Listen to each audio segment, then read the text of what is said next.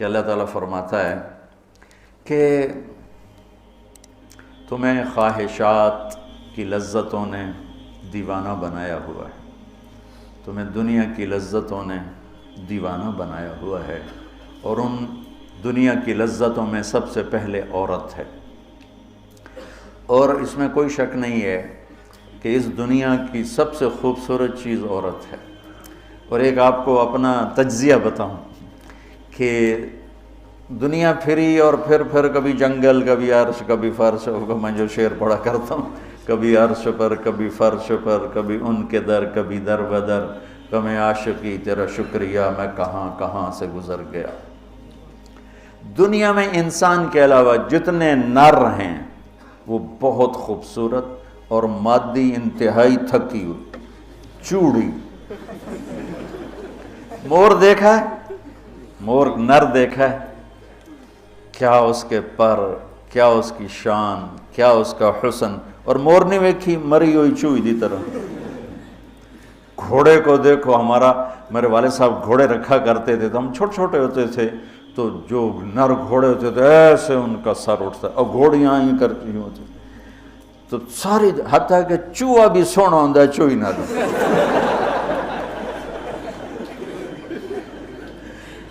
نر کبوتر دیکھو، مادہ کبوتر دیکھو، نر شیر دیکھو، شیر نہیں دیکھو، کھوتا بھی سونا ہے، کھوتی نہ دے۔ یہ میرا ایک تجزیہ ہے کہ انسان کے سوا جتنی مخلوق جاندار، اس میں نر خوبصورت ہے، مادہ اس کے مقابلے میں بالکل ماٹھی، اور انسانوں میں اس کے برعکس ہے، اس میں مادہ خوبصورت ہے، نر اس کے مقابلے میں نوکر ہی لگتا ہے بیچارہ۔ اللہ نے عورت کو حسین بنایا ہے، مرد سے زیادہ حسین اللہ نے عورت کو بنایا ہے، اور جنت کی بھی سب سے بڑی نعمت اللہ کی رضا اور نبیوں کا پڑوس اور اللہ کا دیدار، جو ایک روحانی نعمتیں ہیں۔ اس کے بعد جو جنت کی سب سے بڑی نعمت ہے وہ جنت کی نیک عورت ہے، جنت کی حور ہے۔ اسی سے بابا آدم علیہ السلام جو جنت میں اداس پھرتے تھے، جب ماں جی آئے تو ٹھر پائے آدم علیہ السلام، خوش ہو گئے، واہ واہ جوڑی بن گئے، جوٹی دار آ گیا۔ اور یہ بات تو آپ سب کو معلوم ہے کہ اللہ نے یوسف علیہ السلام کو سب سے حسین بنایا، لیکن یہ بات کم معلوم ہے کہ عورتوں میں سب سے حسین اللہ نے حوا کو بنایا، جیسے حوا۔ آج تک کوئی عورت ایسی خوبصورت نہیں پیدا کی گئی جیسے اللہ تعالیٰ نے حضرت حوا کو پیدا کی۔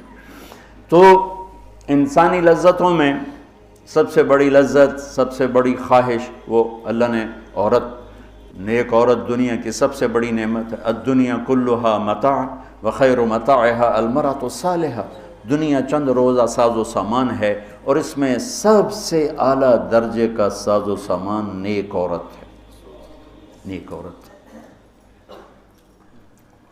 جس سے زندگی کی رونق ہے، جس سے زندگی میں حسن ہے، جس سے زندگی میں جمال ہے۔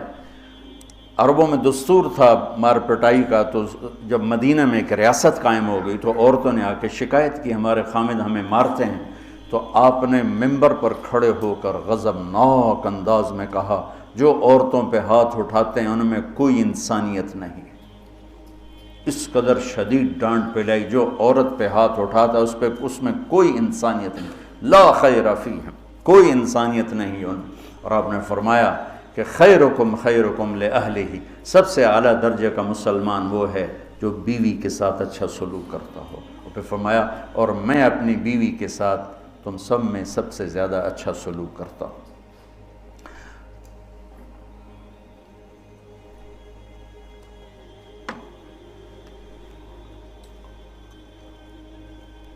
آپ نے 9 گھر آباد کیے جب آپ دنیا سے گئے، 9 بیویاں تھیں، اور کسی گھر میں روٹی نہیں کھانے کو، دودھ نہیں پینے کو، دوا نہیں لینے کو، اور بیویاں قربان ہو رہی ہیں، صدقے واری جا رہی ہیں۔ کس بات پر؟ آپ کے اخلاق، آپ کا حسن سلوک، آپ کا اظہار محبت،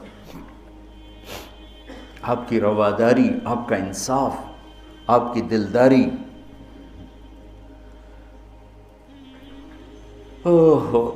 تو اللہ تعالیٰ کہہ رہا ہے تمہیں بڑی اچھی لگتی ہیں عورتیں پھر آگے نمبر 2 اولاد، پھر سونے چاندی کے ڈھیر، پھر بڑے خوبصورت گھوڑے، پھر جانور، پھر کھیتیاں.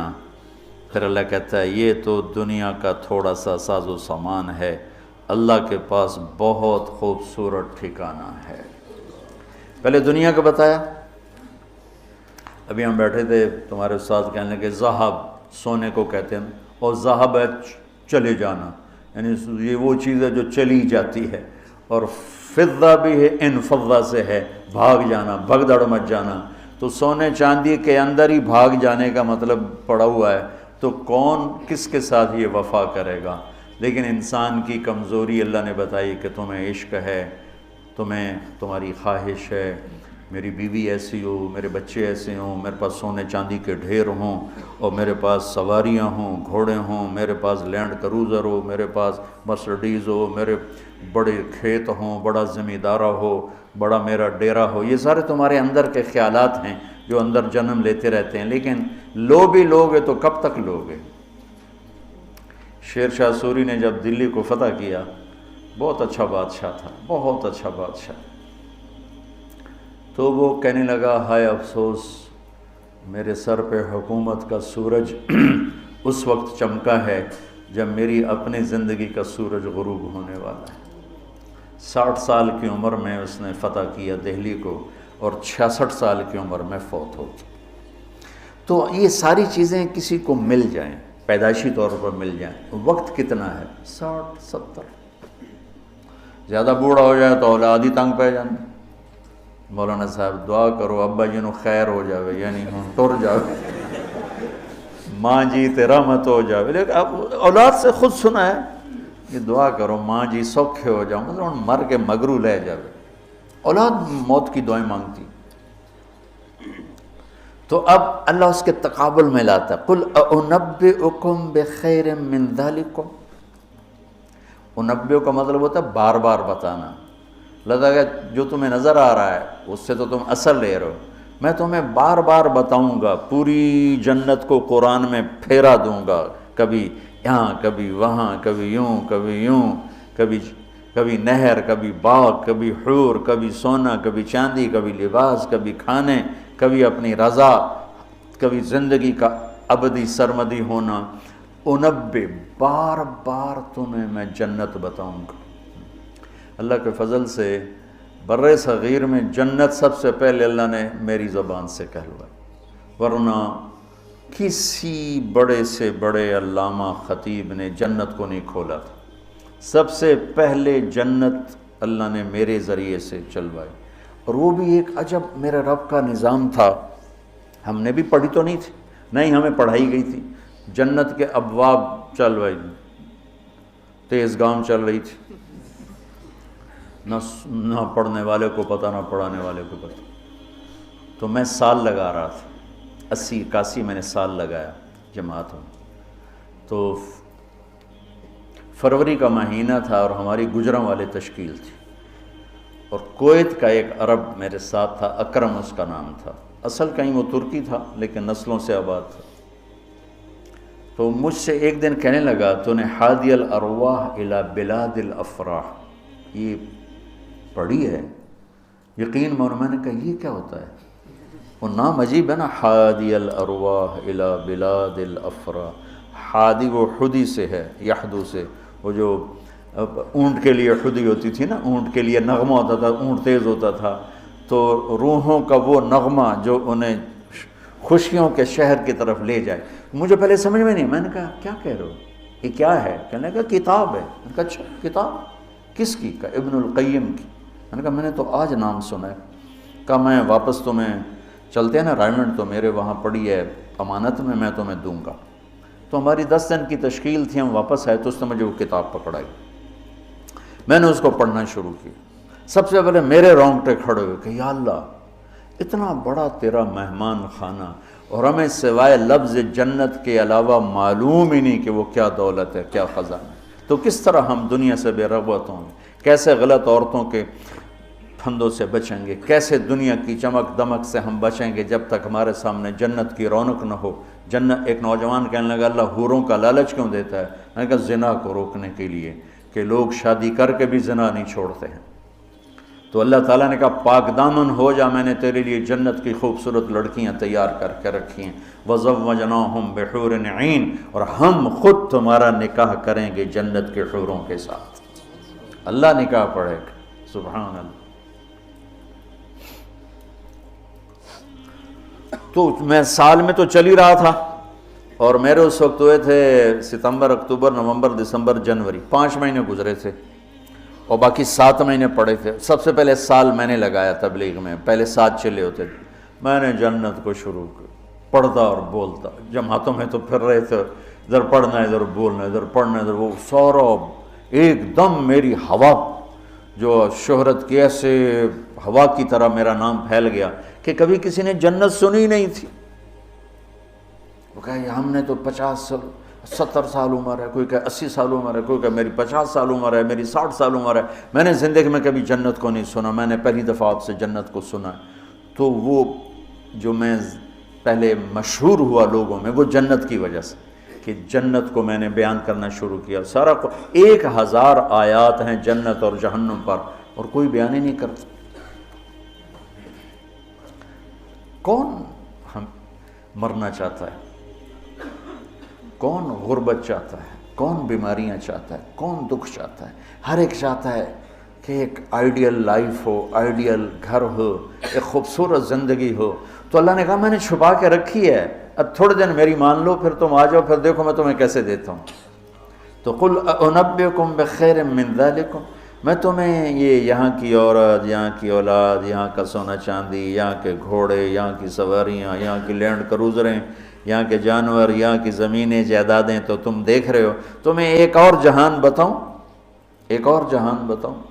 یا اللہ کون سا ہے؟ قل الذین اتقوا، وہ سب کے لیے نہیں ہے، وہ ان کے لیے ہے جو میرے یار بنیں گے، جو مجھ سے دوستی لگائیں گے. سب کے لیے نہیں ہے، یہ وہ ہیں جو میرے یار بنیں گے. للذین اتقوا، یہ ہمارے دیہاتی کہتے ہیں اللہ آپ پہ بشکش، اور یہ زیادہ پڑھے لکھے لوگ کہتے ہیں یہ ایم ہی ہمیں ڈرائی رکھتے ہیں، کچھ بھی نہیں ہے. تو ایسی بات نہیں ہے. اللہ تعالیٰ نے حسین اور یزید میں فرق کرنا ہے. رات کو شراب پینے والا اور رات کو نماز پڑھنے والا برابر ہو جائے گا. میرے نبی کے نواسے نے جان کیوں دے دی، نسل کیوں ذبح کروا دی؟ اگر یہی فیصلہ ہونا ہے کہ رات کو ناچنے والی، رات کو رونے والی برابر ہو جائیں، رات کو پوڑی بیچنے والا، شراب بیچنے والا، اور صبح سے شام تک حلال کمانے والا، تھک کے گھر جانے والا، اللہ ان کو برابر کر دے گا. سچ بولنے والا، جھوٹ بولنے والا برابر ہو جائیں گے. نماز پڑھنے والا، نہ پڑھنے والا برابر ہو جائیں گے. سود کھانے والا، حلال کھانے والا برابر ہو جائیں گے. تو پھر کربلاؤں کا مقصد کیا ہے؟ پھر تو ساری کربلاؤں کی تاریخ ختم ہو جاتی، ختم ہو جاتی، انسانیت نام کی کوئی شے نہیں رہ جاتی. تو میرے رب نے وَامْتَازُوا الْيَوْمَ أَيُّهَا الْمُجْرِمُونَ کا اعلان کیا ہے. ام نجعل المتقین کالفجار افنجعل المسلمین کالمجرمین ما لکم کیف تحکمون. تو قرآن بتا رہا ہوں، سورہ کیا نون القلم، کہ تمہارا دماغ خراب ہو گیا ہے کہ میں فرما بردار اور نافرمان کو ایک جیسا ڈیل کروں گا. تمہارا دماغ خراب ہو گیا. ایک آدمی رات کو زنا کر رہا ہے، ایک مصلی پہ بیٹھا رو رہا ہے، ان دونوں کو اللہ برابر کر دے گا. تو للذین اتقوا، ہم نے ایک بڑا اسپیشل پروگرام پیکج، لیکن ہے تقوی والوں کے لیے. اچھا تقوی والا بننا کوئی مشکل کام ہے؟ یہ کوئی ایسی آسمانی چیز ہے، آفاقی چیز ہے؟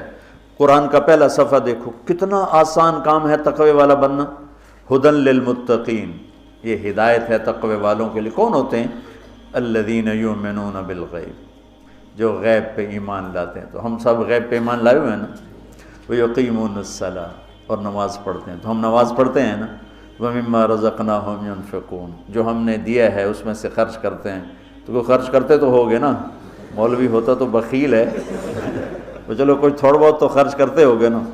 وَالَّذِينَ يُؤْمِنُونَ بِمَا أُنزِلَ إِلَيْكَ، جو قرآن پہ ایمان لائے. وما انزل من قبلک، جو تورات زبور انجیل پہ ایمان لائے، بتاؤ اس میں سے کون سی سے مشکل ہے؟ ایمان لانے میں پھر ساری شرطیں آ جائیں گی نا۔ یہ کہا جا سکتا ہے یہ کیسا تقوی ہے، روزے کا ذکر ہی نہیں، زکوٰۃ کا ذکر ہی نہیں، حج کا ذکر ہی نہیں، تو والذین یؤمنون بما انزل الیک، جو قرآن پہ ایمان لائے تو زکوٰۃ بھی دینی پڑے گی، حج بھی کرنا پڑے گا، سچ بھی بولنا پڑے گا، جھوٹ بھی چھوڑنا ہوگا، حرام بھی چھوڑنا ہوگا، وہ تو سارا اس میں آ گیا۔ تو للذین اتقوا، تقوی والا کوئی آفاقی ہو، تسی تو جو بڑے تقوی والے ہو، ارے بھائی ہر مسلمان بڑی آسانی سے تقوی والا بن سکتا ہے، چند تو چیزیں ہیں، کر لو تو تقوی آ جائے گا۔ چلو ٹائم ختم ہو گیا، پھر جنت کل بتائیں گے۔ اللہم لک الحمد کما انت اہلہ، فصلی علی محمد کما انت اہلہ، وفعل بنا ما انت اہلہ، انک اہل التقوی و اہل المغفرہ۔ میرے مولا یہ تیرا گھر جو تو نے بنایا ہے، سجایا ہے، ہمارے بھی نصیب فرما دے، اور یا اللہ تو نے جو اس دنیا میں شیطان کے پھندے بتائے ہیں، ہمیں ان پھندوں سے نجات عطا فرما۔ ہم بڑے کمزور ایمان والے ہیں میرے آقا، ہماری اتنی طاقت نہیں کہ شیطان سے لڑ سکیں، ٹکر لے سکیں، تو اپنے حبیب کے صدقے ہمیں شیطانی پھندوں سے بچا، اور ہمیں اپنا بنا، تقوی والا بنا، زہد والا بنا، انابت والا بنا۔ ان سارے بچوں کو ہمارے لیے زاد راہ بنا، سرمایہ آخرت بنا، اور انہیں ہادی و مہدی بنا، اور ہمارے سارے اداروں کو قبول فرما، ہماری ضرورتوں کو اپنے غیب سے پورا فرما، اور جتنے لوگوں نے، بندوں نے، بندیوں نے، مردوں نے، عورتوں نے ہمارے ساتھ ہاتھ اٹھائے ہوئے ہیں، ان سب کی جھولیوں کو بھر دے میرے مولا۔ سب کے دکھڑے ہیں، سب کے شکوے ہیں، سب کے پریشانیاں ہیں، اپنے فضل و کرم سے ان مبارک راتوں کی طفیل سب کی جھولیوں کو بھر دے میرے آقا، سب کو خوشیاں دے دے، غم ان کے سمیٹ لے، خوشیاں ان کے گھروں میں بھر دے، ڈال دے۔